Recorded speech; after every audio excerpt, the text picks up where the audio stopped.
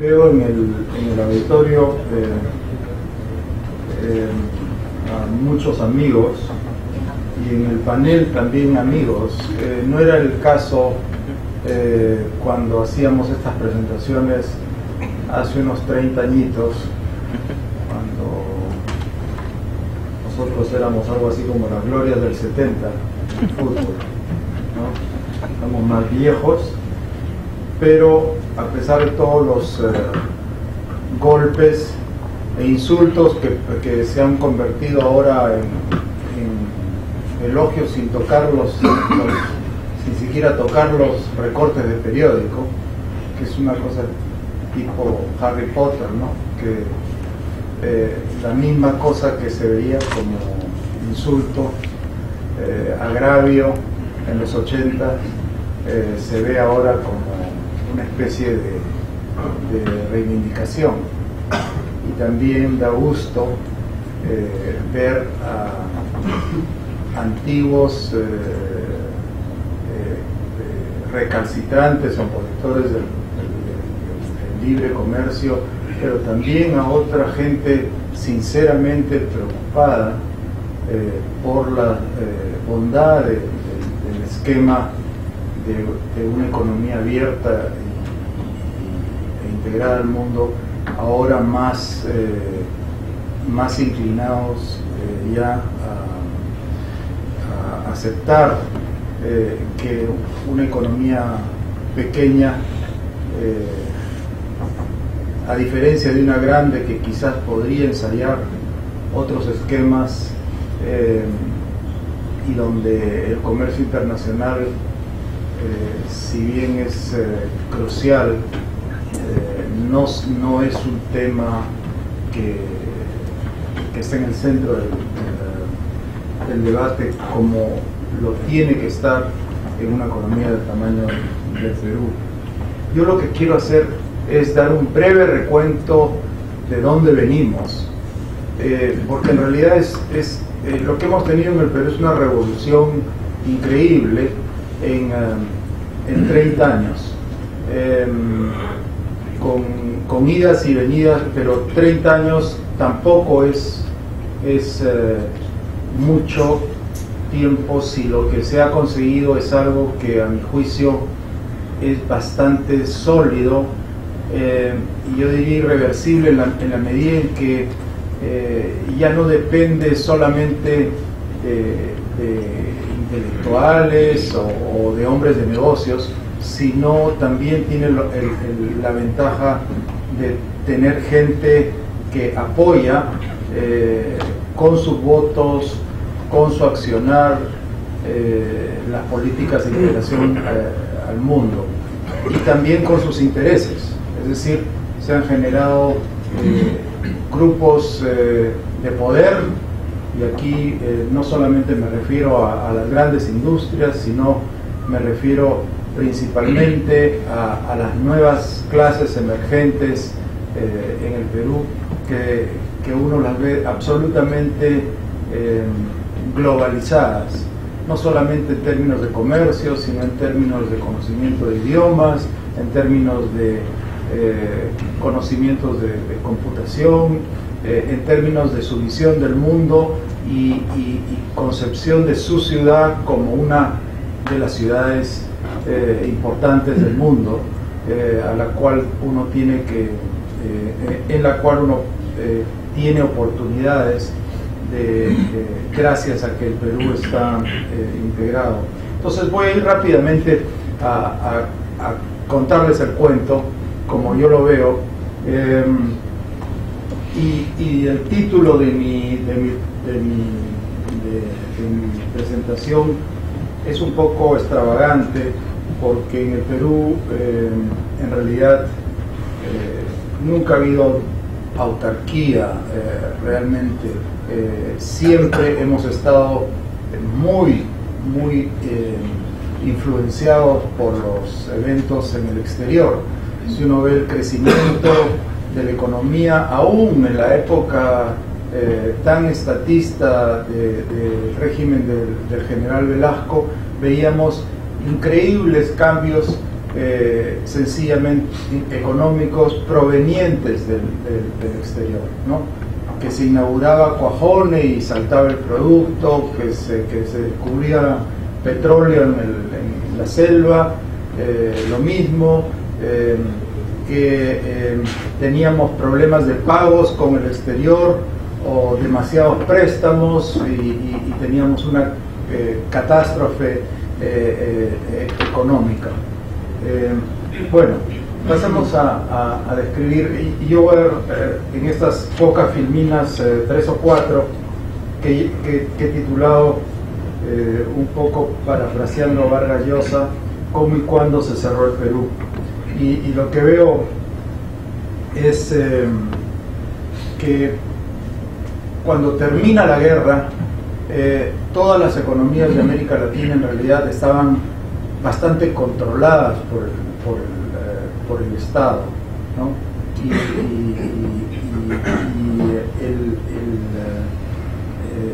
Y mientras el final de la guerra es un despertar del intervencionismo en muchos países, el ídolo de Nehru en India era tomar estas grandes industrias básicas y hacerlas crecer, una admiración increíble por lo que había logrado la Unión Soviética. Entonces, esa era la tónica era hacia ese camino. En el Perú, sin embargo, después de la guerra se mantiene abierta la economía en los años 50 y se mantiene integrada al mundo.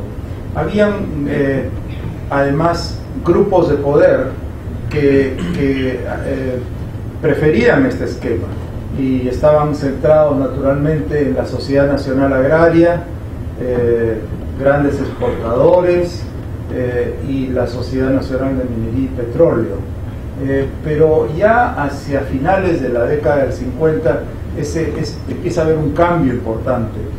Ese cambio va yéndose poco a poco hacia lo que sería la sociedad. Es un error increíble, ¿no? Sí, la Sociedad Nacional de Industria. Bueno, más o menos parecido. Entonces, el subconsciente le salió. Lo que sucede el verdadero poder es que problemas de macroeconómicos siguiente logran poner algunos, al finales de la década se empieza a poner restricciones al comercio. Ahora, hay un hito interesante que es 1959, donde se produce en este gran centro de influencia intelectual de América Latina, que es la Comisión Económica para América Latina, la CEPAL, y produce un informe que dice, fíjense, con la estructura arancelaria que tienen ustedes, no tienen chance de industrializarse. Y es poco a poco que se empiezan a introducir las restricciones al comercio de una manera parecida a la que se da en algunos países de Asia, es decir, tratar de proteger las industrias básicas, ¿no? El acero, la producción de electricidad, la industria pesada, y es allí donde se le da protección. Pero yo creo que las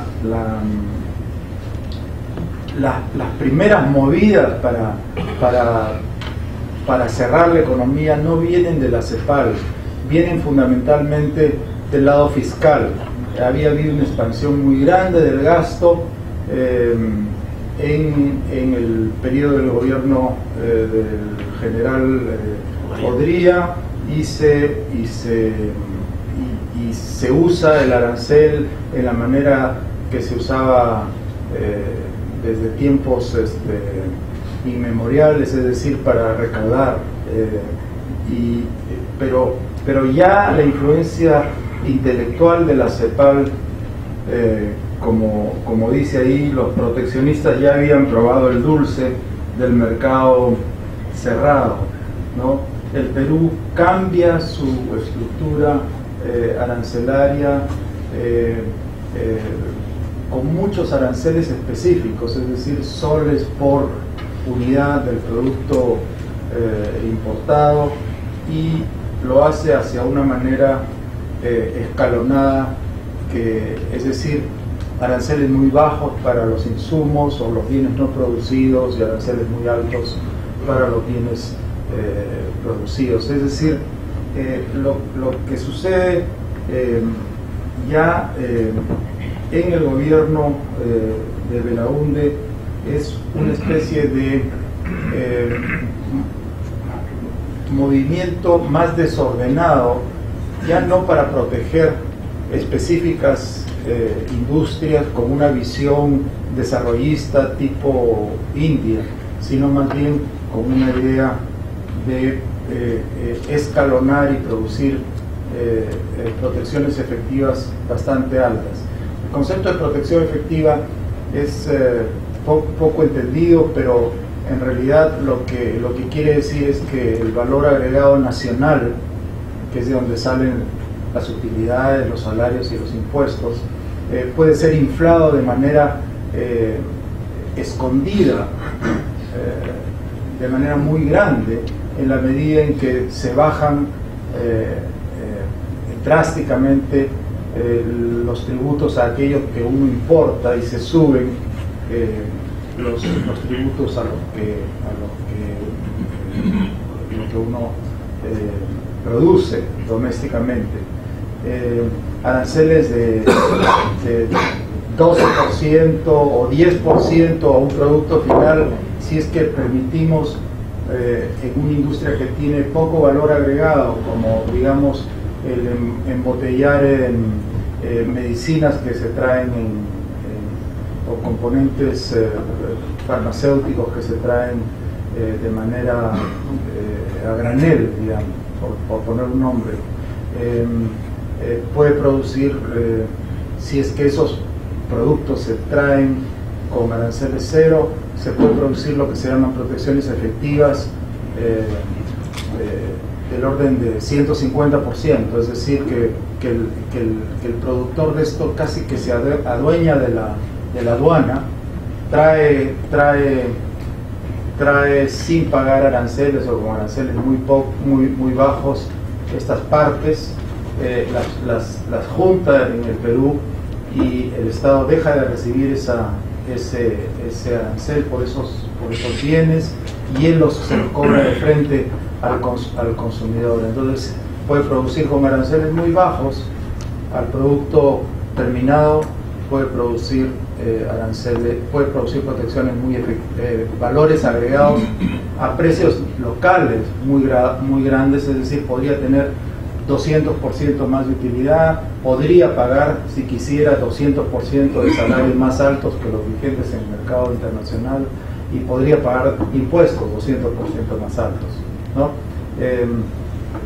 Entonces, esas protecciones hacia finales del gobierno del presidente Belaúnde, el esquema ya era el típico que regía en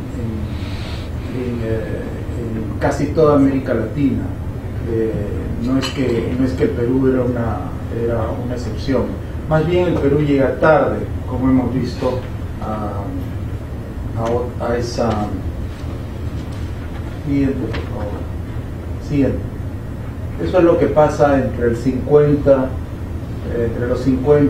y digamos al final del gobierno del presidente Belaúnde. Ven ustedes en la columna de la izquierda una estructura más o menos libre, con protecciones altas pero razonables vestido y calzado, y algunas otras cosas más, pero fundamentalmente es una estructura liberal. En el 67 ya vemos protecciones muy grandes, pero eran protecciones francas, ¿no? Eran protecciones puestas en el arancel de aduana. Lo que viene después es un cambio total de visión del mundo, con el golpe contra Belaúnde. El grupo de militares tiene un diagnóstico de la realidad muy particular, ¿no? Son los extranjeros, los grupos oligárquicos, el esquema liberal, lo que causa la miseria en el Perú. Al menos ese es el discurso hacia afuera, y lo que hace es usa la política comercial y la política industrial como un elemento fundamental para esa transformación a lo que ellos aspiraban, que era una economía, ¿cómo era la frase? Una economía autogestionaria de participación plena, ¿no? En la siguiente filmina tienen el menú de Velasco, o de Evo, o de Chávez, da lo mismo. Eso es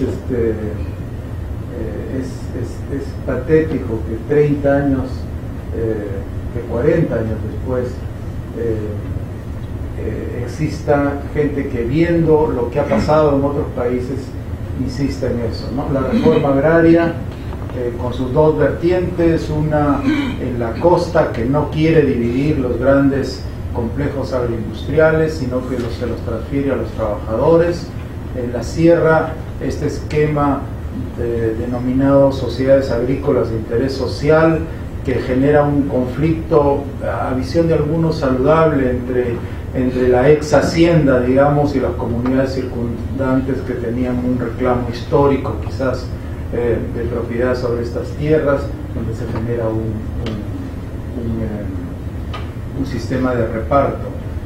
No voy a ir a través de toda esta lista, solamente a decir que ya los militares no creen en esto de los aranceles. Sencillamente se empieza a manejar todo el comercio. Si tú produces algo, te protejo prohibiendo la importación, y lo único que tienes que hacer es acercarte al Ministerio de Industrias y registrar tu producto en lo que se llama el Registro Nacional de Manufacturas. Y en el lado laboral es interesante lo que se hace, porque se empieza a dar más participación, o se plantea la participación de los trabajadores en la gestión. Como ustedes saben, empiezan a haber despidos masivos. El gobierno reacciona de la manera más primitiva, es decir, prohibiendo el despido de cualquier trabajador. Y una cosa interesante es Velasco, inclusive hay una cita muy famosa donde se le hace, respondiendo a una crítica que estaba favoreciendo a los sectores urbanos y que estaban en realidad dañando justamente a aquellos que quería él proteger, en el sentido de que se abaratan mucho los alimentos, se estatiza el comercio internacional y se genera cambios, patrones de consumo distintos en la sierra y en el área rural. Hay una frase, quizás Richard nos puede hacer acordar, pero era algo así como: ya le dimos la tierra, ¿qué más quiere? ¿No? Como si la tierra sola iba transferida, iba a generar riqueza. Una cosa interesante también es esta visión que se le transmite a los empresarios modernos. Es: yo no quiero tú no tienes futuro en el Perú, porque tu empresa gradualmente va a pasar a manos de los trabajadores y en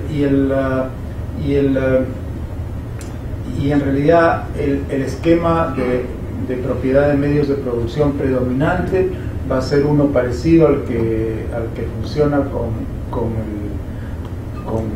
Yugoslavia, donde existe un manejo conjunto por parte de los trabajadores de la gestión. Pero si bien les dice eso, le dice por favor no se vayan, y les empieza a regalar dinero a raudales a través del Banco Industrial, a través de tasas subsidiadas negativas, y son los instrumentos que usan los empresarios, como los usan hoy en tipos de cambio diferenciados y todo este tipo de cosas. Son los típicos instrumentos que los empresarios usan para defenderse de esta, ¿no?